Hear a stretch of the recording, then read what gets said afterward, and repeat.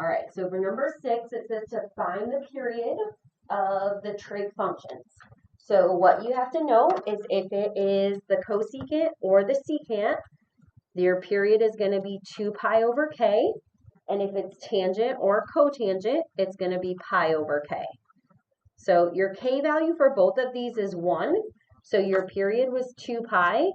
Here your period was pi.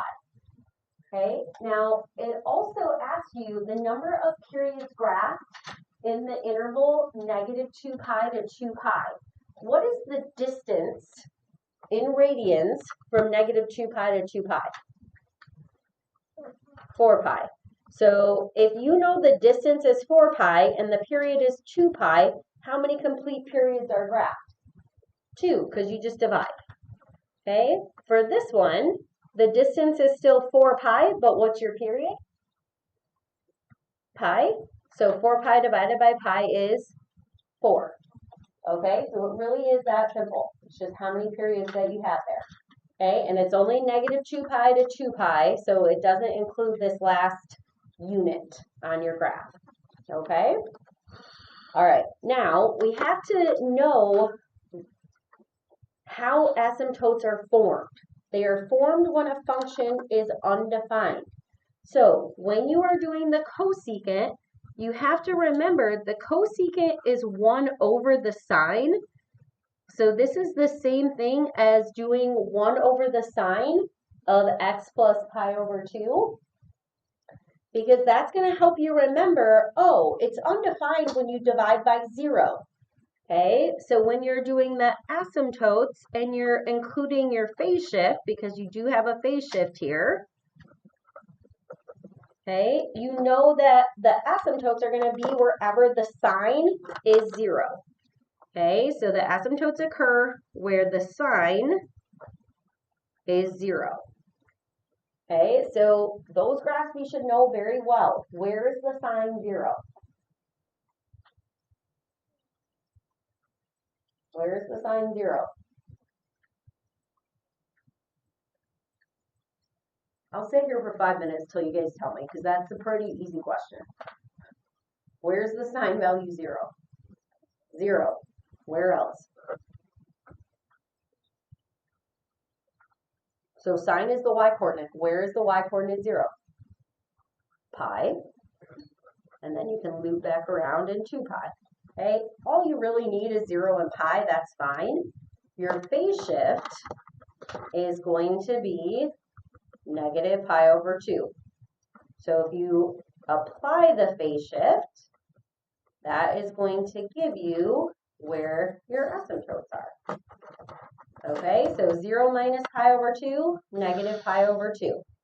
Pi minus pi over 2, pi over 2. 2 pi minus 3 pi over 2. Okay, and then I would just put those on my graph right away. So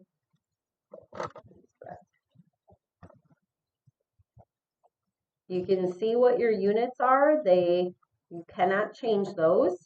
So you have pi over 2, you have negative pi over 2.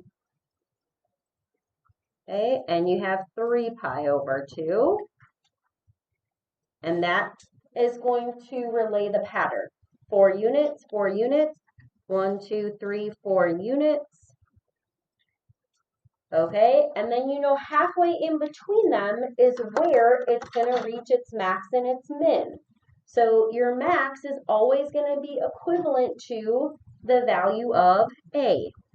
So if your A value is 4, okay, at 0, you're going to be at 4. If you wanted to verify that, you can plug in what happens at x is 0, because you can do 4 times 1 over the sine of 0 plus pi over 2, and you can calculate that to make sure, okay? So it is being shifted over, okay? The sine of pi over 2, just use your unit circle. The sine of pi over 2 means what is the y-coordinate here? The y-coordinate is 1. So 4 times 1 over 1 is going to be 4. So your point is 0, 4. I'm going to scale this by 2s. You didn't have to, so it's okay if you didn't. Okay, and if this is 4, the next one's going to be negative 4. Use this to help you with the width.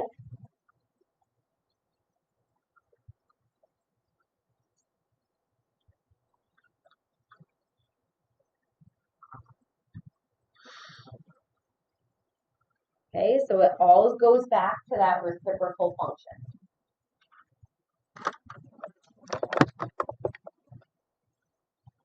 Okay, and then for tangent, we're going to use a similar approach. So your k value is 1, there's no phase shift. So when you're looking at your asymptotes for the tangent, you just want to find where the tangent is undefined.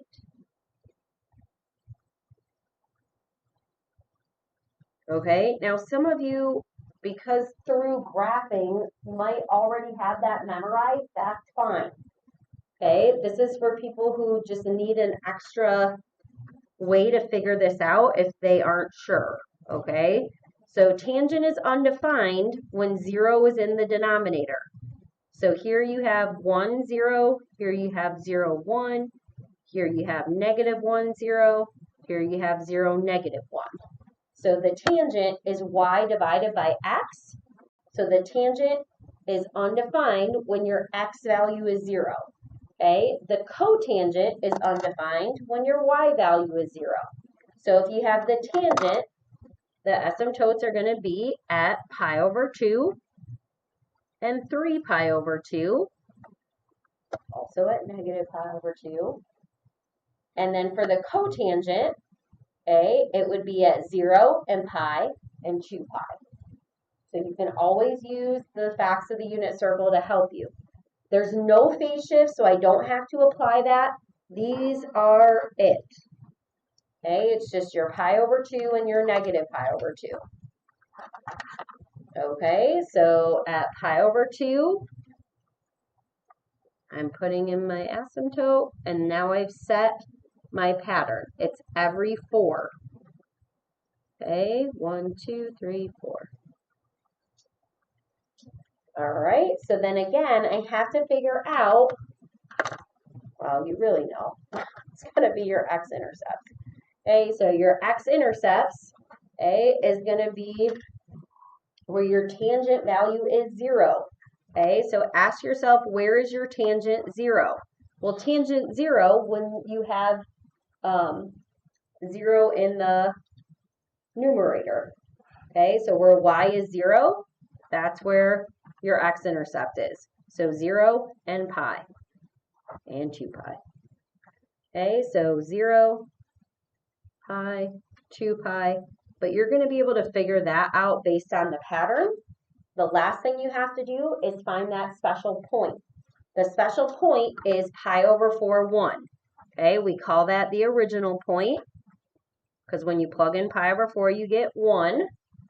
Okay, then we apply, if there's a phase shift, we apply it. No phase shift, so pi over 4. Okay, if the k value was something else, you'd multiply by the reciprocal. And then the y value is affected by a. So instead of 1, what is our value going to be? Negative 2. Okay, so that means at pi over 4, I'm at negative 2. At negative pi over 4, I'd be positive 2. So normally the tangent goes from up from right to left, but because of the reflection, it's going to look like cotangent. Okay, if you do not have these key points on your graph, okay, if you do not have the key point identified, you will not get full credit.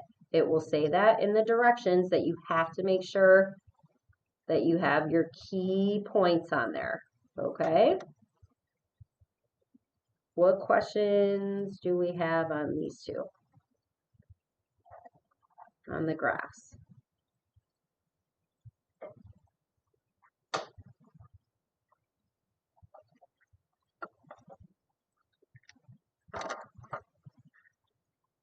Feeling good about those?